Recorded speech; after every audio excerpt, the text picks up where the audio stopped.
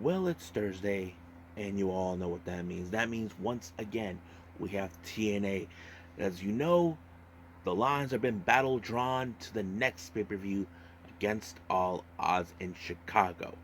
But we are going to see, of course, Matt Hardy and Ryan Mena team up to take on the system after the big victory last week and Champions Challenge. Jordan Grace defends her Knockouts title against Marty Bell, and we have plenty other matches taking place as well. As for Ring of Honor, we're going to see a Proving Ground match and various other matches involving, as you know, also the war between Spanish Announce Project against Cole Carter and Griff Garrison rages on. But first things first, we're going to be reviewing, of course, Pro Wrestling Noah with Star Navigation 2024 One Night Dream 2 that features, of course, a very standing match. Minoru Suzuki taking on Keno. So that's going to be one hell of a match. And then we cap it up with some news updates to give you guys update what's been going on in the world of pro wrestling, such as what events the promotions are throwing out, what's booked, what matches are set, and developments that are happening in the world of pro wrestling, such as, of course, Rookie from Sendai's talk about Hanan Kimura. As you know, she participated in the annual, of course, the annual memorial show, and various other cool things as well. So, let's get ready for another episode of the Deleted Wrestle Zone.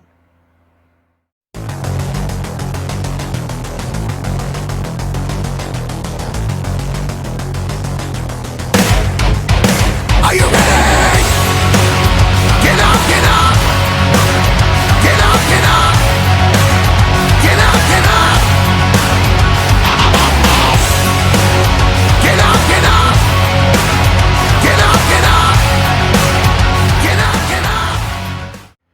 Hey everyone, welcome to Deleted Wrestle Zone. All things that is pro wrestling with AEW, NXT, New Japan Pro Wrestling, TNA, the National Wrestling Alliance, various promotions, wrestlers, matches, and championships. I am your host, J Rod here. So, if you are new to the channel, welcome. This is a channel where we do a lot of pro wrestling reviews from various promotions, not only here in the US, but also in Japan, Mexico, Canada, Europe, the UK, anywhere in the world pro wrestling is not as big, but it continues to grow. We also do discussion videos, talk about various topics such as the wrestlers themselves, promotions, factions, storylines, whatever we want to talk about.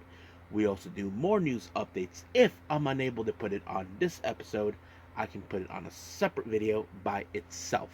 We also do real-timing news updates to keep you guys on alert if something has happened in the world of pro wrestling that needs to be addressed ASAP.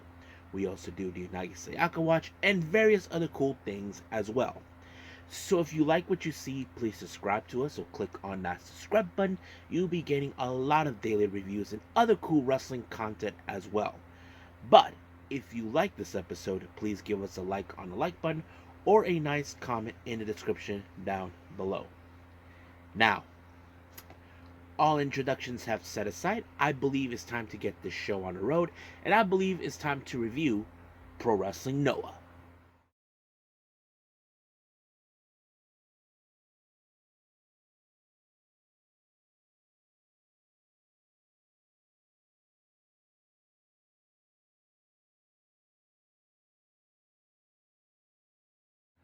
Okay, Pro Wrestling Noah with more of Star Navigation 2024. This one is called the One Night Dream 2. Now, this is the day after from the previous show that took place on May 21st. This is on May 22nd. It also happened in Korakuen Hall. Now, as you guys remember, in the last time we reviewed, we saw the ending where, of course, Kaito Kiyomiya and Keno were attacked by Rohei Oiwa, and then Jake Lee, leader of the good-looking guys, began to criticize Kaito Kiyomiya not having the GHC title. However, he has his hands full for this particular one against Naito and, of course, Shingo Takagi. Now, let's begin with our very first match. We have, of course, Hikari Sato versus Ulka Zazaki. Now, I thought this was a pretty impressive opener for two reasons only. First reason, these guys do have a martial arts background. Of course, I've seen Hikaru Sato with great submission techniques. He does have a bit of a striking capability. And two, Okazaki, he is a former MMA fighter. So it does have a great flair of this type of thing. But you ask yourself, how is this going to play out? How is it going to finish with these two guys who are excellent athletes? Well, I would have assumed because Hikaru Sato has a bit more of experience in the wrestling game. However, that wasn't the case because it was Okazaki who actually picked up the win with an amazing kick onto Hikaru Sato, picking up the win. 1, 2, 3. It was over just like that. Now, our next match, we have a bit of a 8-man tag match. We have Rohei Oiwa, Yu Owada, Junta Miyawaki, and Daiki Inawa taking on the members of GLG. We have Yohei, the returning LJ Clearing, Anthony Green, and Jack Morris. So you would think that this match was going to be interesting now that LJ Clearing is back. That kind of sets it all because you would think that he will be the one to pick up the win. That's exactly what he did. He was able to do that when he slammed Miyawaki down and picked up the pinfall. 1, 2, 3. It's over. Now, our next match, we have a bit of the Yoshi wrestlers taking the spotlight. We have Yu, Brooke Havoc, and the Great Sakuya. They face against Takumi Iroha, Miyuki Takase, and Nagisa Nozaki. Now, I know some of you guys have been following. Recently, we've been seeing a bit of an alliance between Nozaki and Great Sakuya, but however, of course, whoever was making the bookings might have made it this way. But it did not stop it.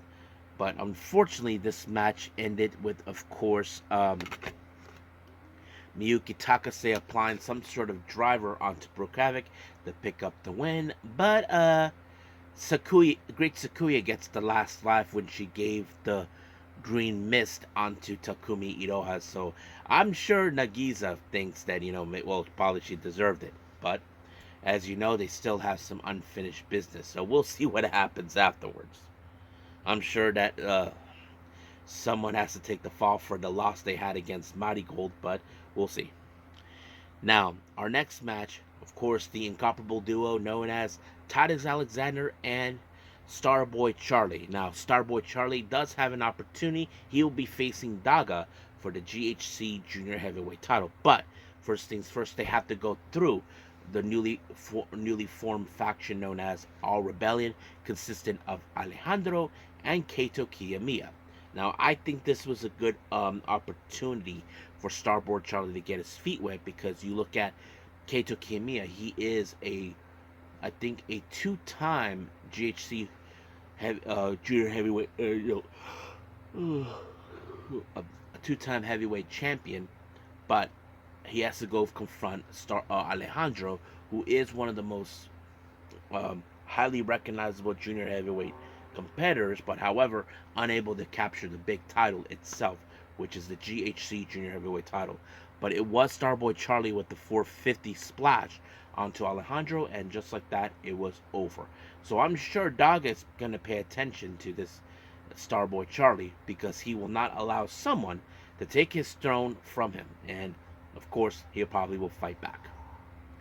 Next up, this is a pretty good match. We have Tomohiro Ishii versus Masa Kitamiya. Now, this is not a battle between both Noah and New Japan Pro Wrestling. This is something that Masa Kitamiya wanted to do that doesn't involve both organizations. He made that perfectly clear. The reason he wanted this match to happen was because last time they confronted each other, that's what it was. This is not about the promotions. These two amazing athletes are powerhouses. So the idea is Masa Kitamiya feels if he beats him, he surpasses him. I mean, Masa is a pretty amazing wrestler. He does have the powerhouse capability, but Ishii is the stone pitbull. Nothing phases him. But you would think that this match was going to prove, okay, Tomohiro Ishii is the most dominant person we have watched, even though he never got the big belt, but he's always dominant. But at the same time, you look at Masa Kitamiya, he's in that same type of predicament, but he has to surpass him. But unfortunately, he did not, because Ishii was the one who made sure he stays at his place after he put the vertical spike, and 1, 2, 3, it was over.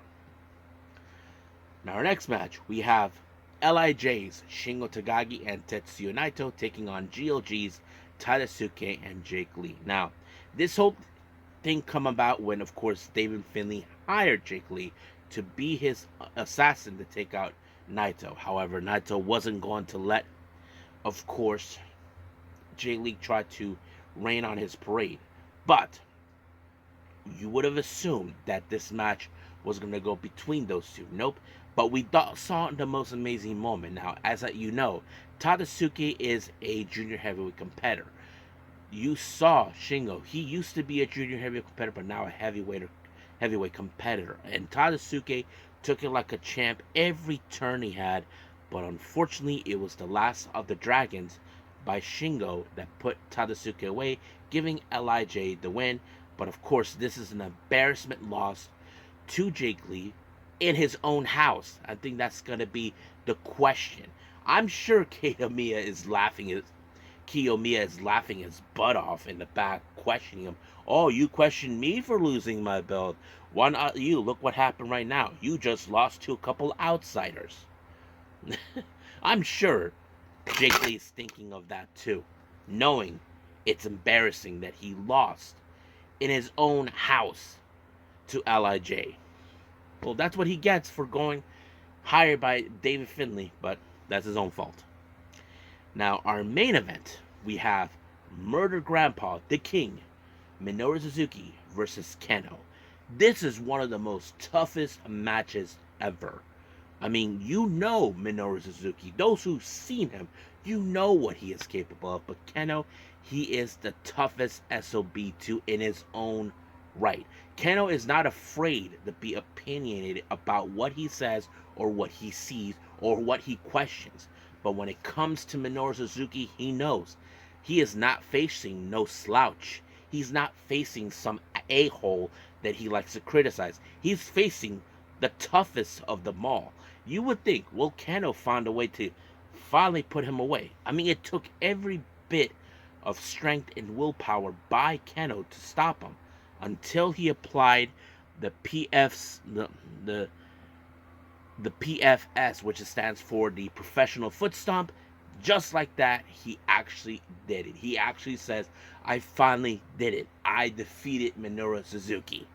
So I'm sure he is proud of himself, knowing that he will protect Noah along with the All Rebellion. This is only just the first step for him. So right now, we'll see where this leads for Keno and also in the future of Noah. But as of right now, let's move on to our next review, and I believe that is TNA.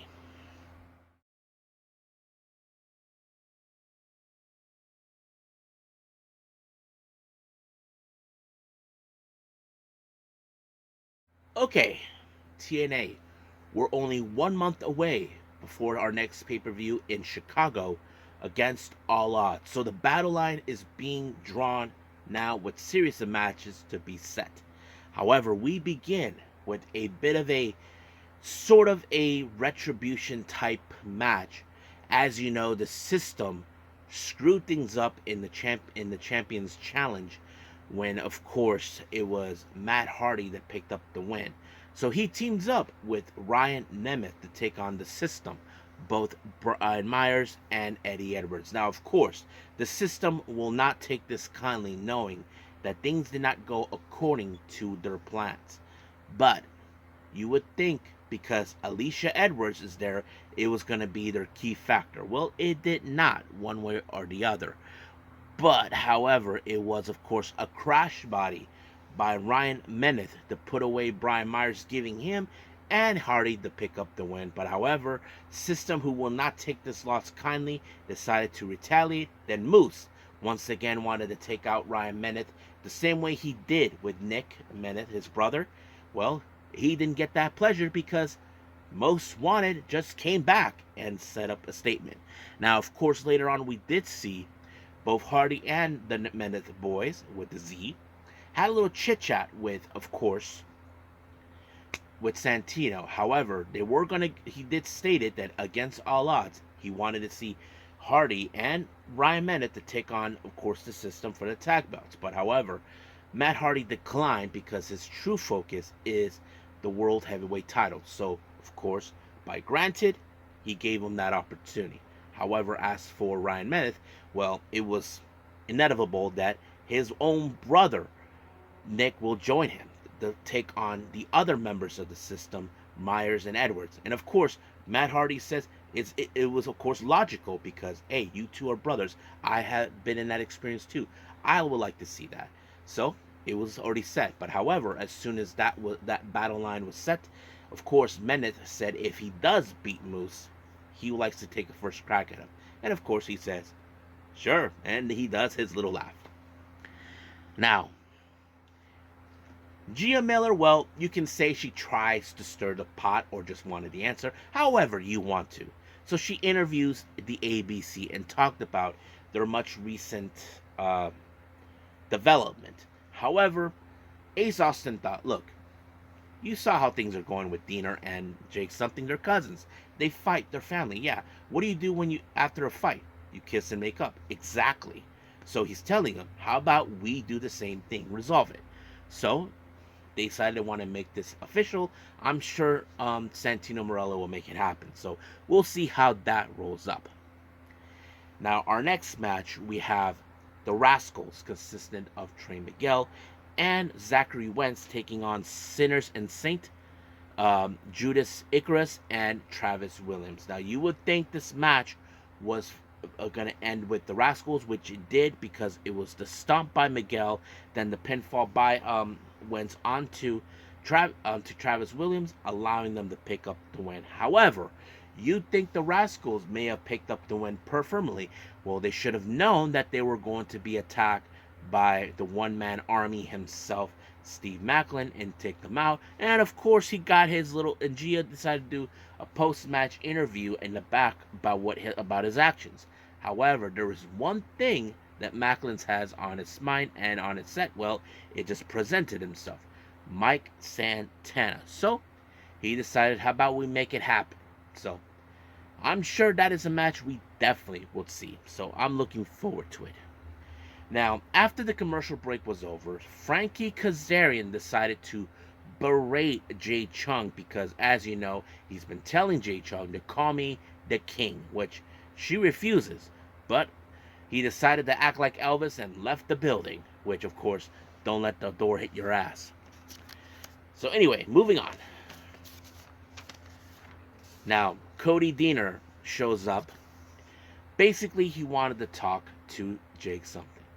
Now, Deaner, on the other hand, he told him, what you did to me was really disturbing.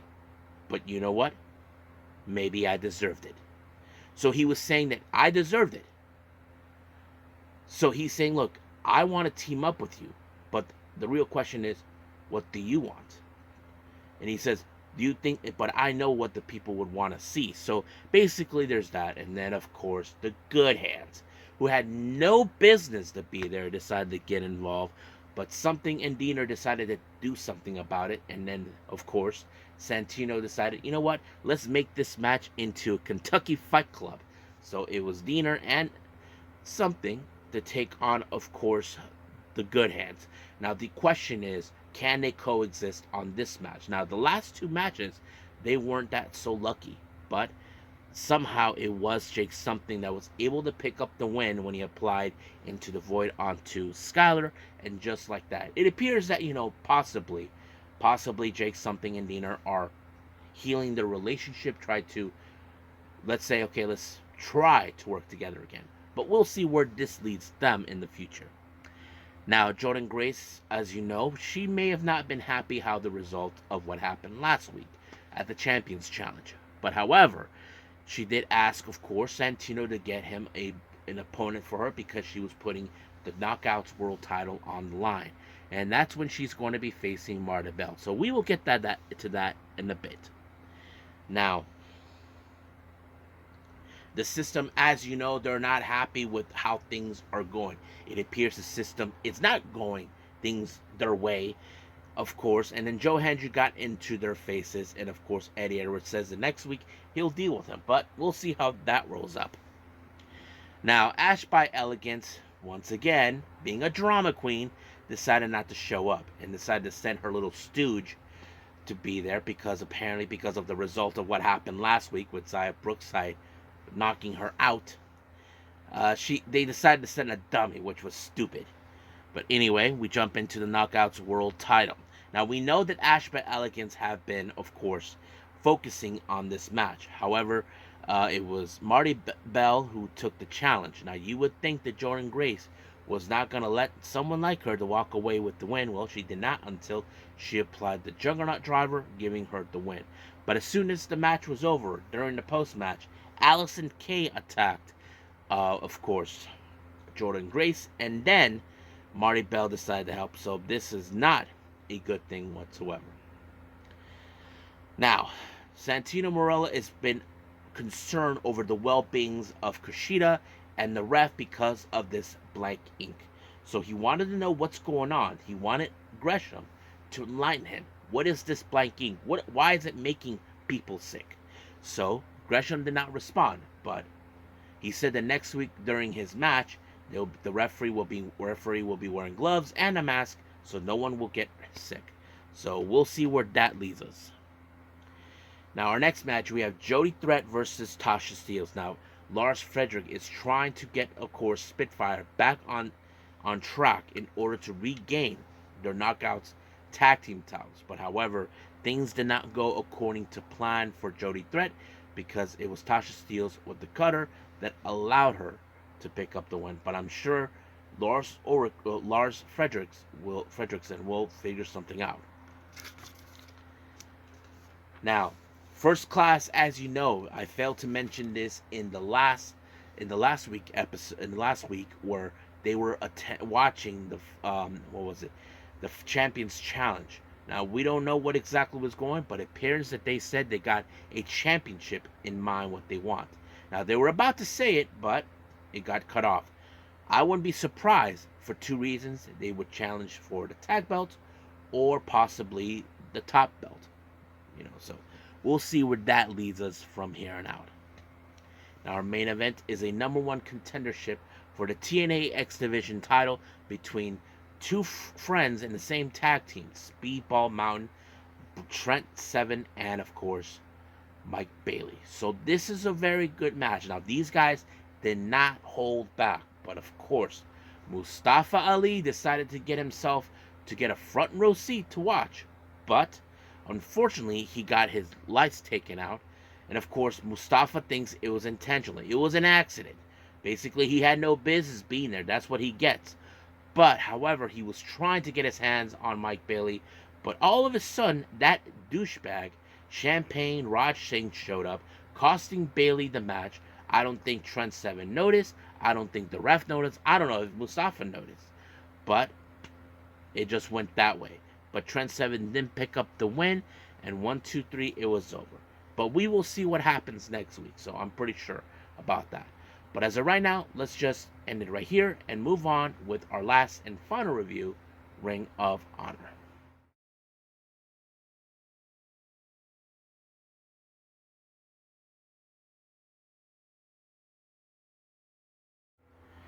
Okay, Ring of Honor. It opened up with JD Drake, as you know, by himself. We know behind the scenes what's been going on with him and his workhorseman brethren, Anthony Henry. Well, he just reappeared and they're ready to take action to make their name for themselves as well. But we'll get to that in a bit.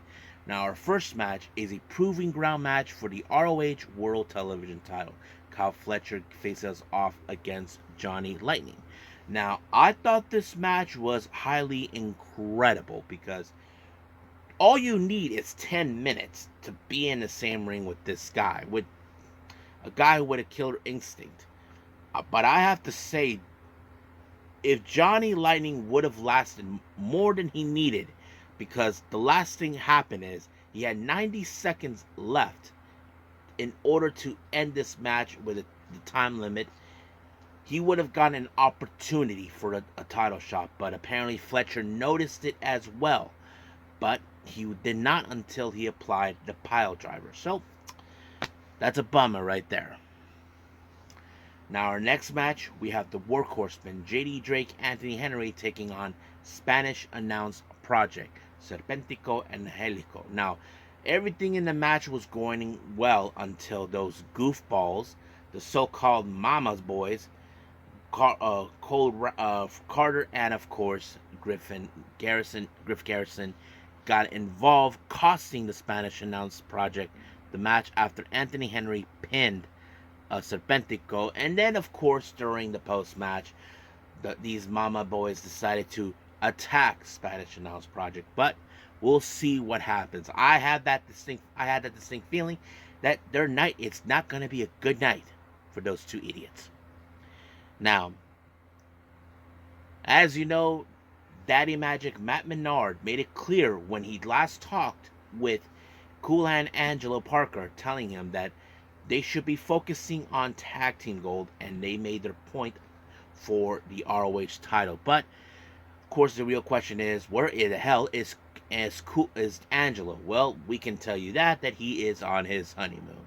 Yep, as you know, he got married to Ruby Soho, and they're expecting a kid. So basically, right now, Daddy Magic has to fly solo. Now, our next match, we have Nyla Rose versus Rhea Von Slasher. I don't know who she is, but I can tell you that this match ended with the Beast Bomb, and just like that, it was completely over.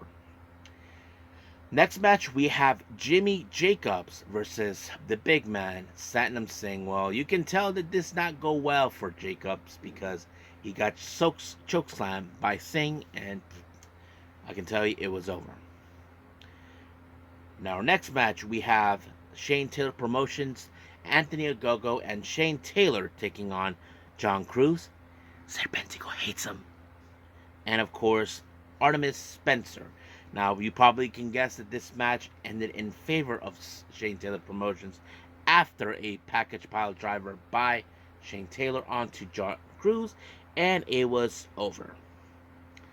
Now, our next match, you can say this is a match where, of course, Matt Menard has to make a statement in order to get a shot of the tag team belts with Angelo against the Undisputed Kingdom, Taven and Bennett. That's the whole point. But however, I did mention this earlier. Matt Menard is flying solo. So how is he going to do this? Because factor is this. Bennett, he is not alone. He has Taven by his side. But it was surprisingly that he was able to hold on until, of course, Matt Menard was able to divert whatever Taven had, and then, of course, he applied the cutter. 1, 2, 3, it was over. But however, you know that the old saying goes, a loser cannot stand a winner. So, of course, acting like a bunch of crybabies, they attacked Matt Menard, and even though, as I said, he was by himself, I'm sure Cool Angel will help out next time he sees these clowns. But we'll see what happens until then. As I said, Angelo is on his honeymoon, but we'll see. Now, there was an emergency MIM meeting led by Lexis Neer, as you know, as Athena's BFF, along with Billy Starks. They have gotten word about what Queen Aminata and Red Velvet said. So they had to say what they said, but they don't believe that they have what it takes to call themselves champions. But Queen Aminata has been gaining recognition, so we will see what happens. So we'll get to that at some point. Now, our main event, we had an 8-man tag match. We have Cole Carter and Griff Garrison teaming up with members of the Premier Athletes, consistent of Ari Daivari and Tony Nese. They face against Lee Johnson, Action Andretti, and Dantes and Darius Martin, better known as Top Flight. Now, of course, this match was going to be insane. The ref's going to be enhanced. But however, of course, there was going to be some dirty tactics coming from Griffin and Cole Carter. But however, of course, Serpentico was going to get himself involved. But this also helped him to, of course, for Dante to pick up the win when he took out Griff Garrison, and just like that, it was 1, 2, 3. I'm sure the battle between these two idiots, Carter and Garrison, is gonna continue on against Spanish Announce Project. But the real question is, as you know, we know the premier athlete has some goals in mind, so we'll see what happens from here on out. But as of right now, we'll end things from here with all our reviews and move on with news updates.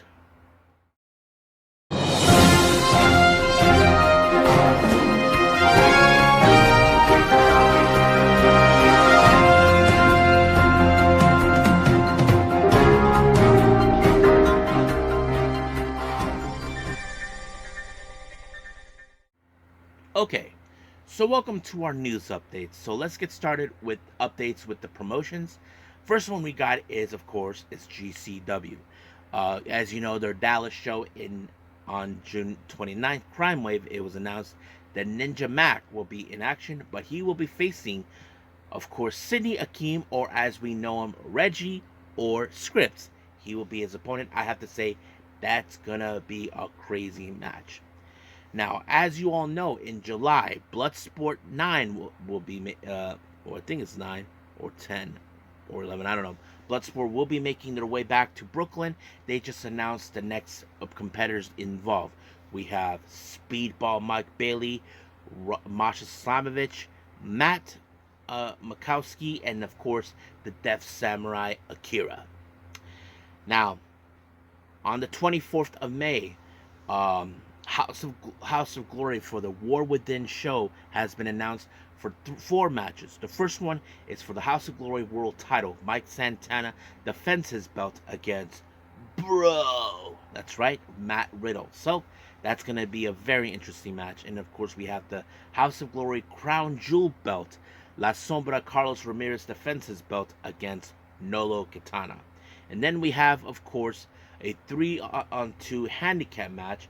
Of course, I have not been seeing House of Glory recently, but I did hear that that despicable person, Charles Mason, has new friends, calling themselves the Cold-Blooded Killers.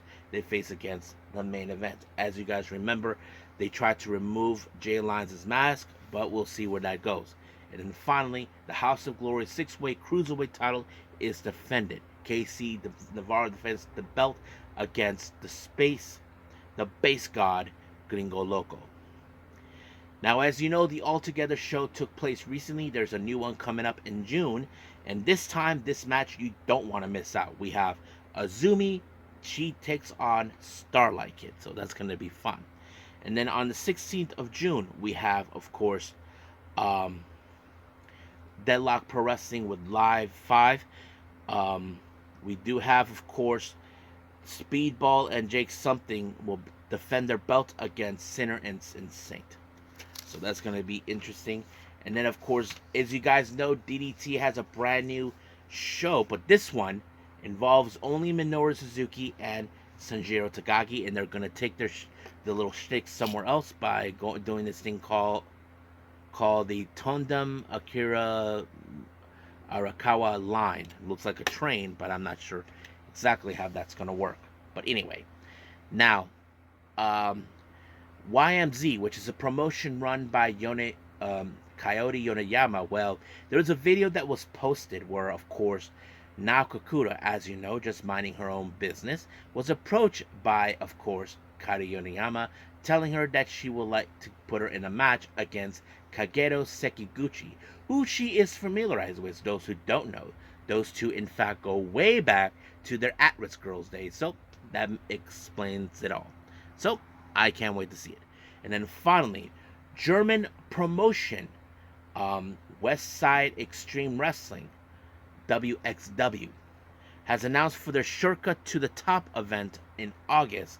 They announced the recent release of WWE superstar, you know him as Cameron Grimes, now goes by Trevor Lee. He will be appearing in that upcoming show, and this is the first time in almost less than a decade that that Trevor Lee actually appeared on it. It's very interesting to hear something like that, but we'll see where that leads us from here on out. And I think that's pretty much it with our promotions. Now let's talk about certain developments. Now, Darby Allin, as you know, he's been talking recently that he has been helping out train Stephen Borden Jr., the son of Sting, to be a pro wrestler.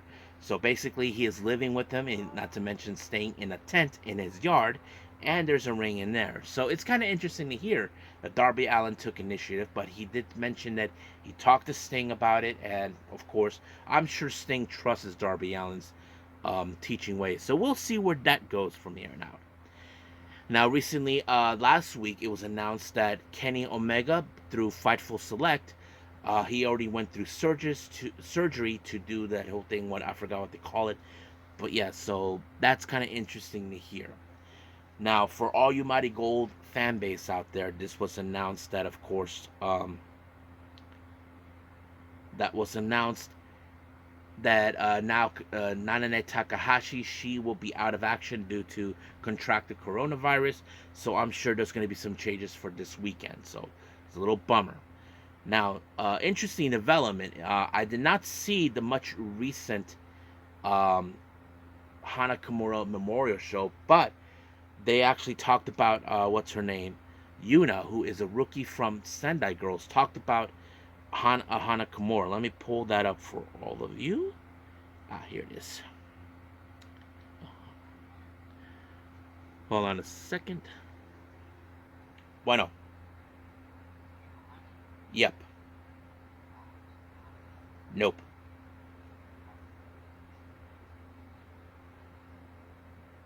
Well, okay. Okay. Bye. Try my jacket box. Okay. Bye. Bye. Sorry, guys. That was my dad trying to bring my dinner. So anyway, what was I? Oh yeah, Yuna. Yuna said this: "For those who knew me before I became a pro wrestling, know that I love Hana-san, Hana Kimura. I'll tell you a few things again. I met Hana-san for the first time when I was in third year in junior high school. For the first time in my life at the time, I felt so happy to meet someone that I cried. I cried my eyes out at a snack bar, and now I think about it, I'm sorry causing trouble for people around me. After that, I often went to Shinkiba to see her. Every time we met, was touched by Hana-san's warmth. I loved her more and began to admire her and think I want to be like her. Hanan-san's fashion and makeup style are the same as mine. I used her as a role model. I haven't met Hana-san, and I would, if I haven't met Hana-san, I wouldn't have the opportunity to become a pro wrestler or improve myself. So I would truly owe, owe everything that I had today to Hana-san. Honestly, there was a lot of hardships. However, my last conversation with Hana-san, when she said, "See you again," which means matinee. I lived it in my heart, made believe that we would definitely meet again. That's truly why I chose to become a pro wrestler. Wow.